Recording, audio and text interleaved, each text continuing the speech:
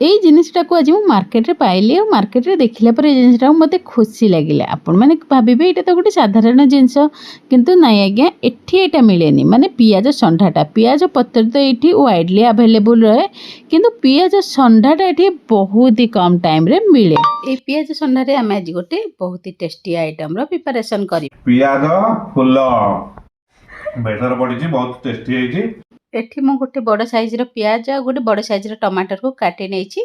ପିଆଜ ଷଣ୍ଢାକୁ ବହୁତ ଭଲ ଭାବରେ କ୍ଲିନ୍ କରି ନେଇଛି। ଆଉ ପ୍ରଥମେ ତାର ଫୁଲକୁ ଆମେ କାଟି ନେବା, ଆଉ ତାପରେ ତାକୁ ଏମିତି ଛୋଟ ଛୋଟ ପିସ୍ କାଟି ନେବା।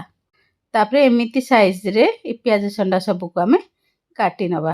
ଏବେ ଆଳୁକୁ ବି ସେ ସମାନ ସେପ୍ରେ କାଟିଦେବା ଆଉ ଏମିତି କାଟିବା ଯେମିତି ଦୁଇଟାକ ଏକା ସାଙ୍ଗରେ ସିଝିବ। ଟିକେ ବେସର ପ୍ରିପାରେସନ୍ କରିନେବା, ଯେଉଁଥିରେ ମୁଁ ନେଇଛି ଜିରା, ସୋରିଷ, କଞ୍ଚା ଲଙ୍କା ଆଉ ରସୁଣ पूरा फाइन पेस्ट करवा।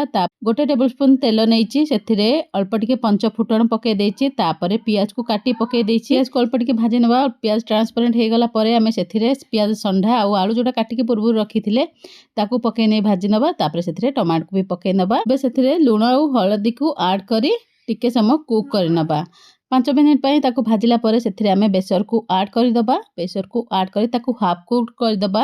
अधा सिझी गला परे सेथिरे आमे भजा बड़ी को ऐड कर दबा। हाफ कुक्ड परिबा को पूरा कुक कर नबा। सेतिकी भितरे म तरकारीटा पूरा रेडी जाइथिबा। आपण माने चाहिले पछरे टिके सोरिष तेल ऐड करि पारिबे।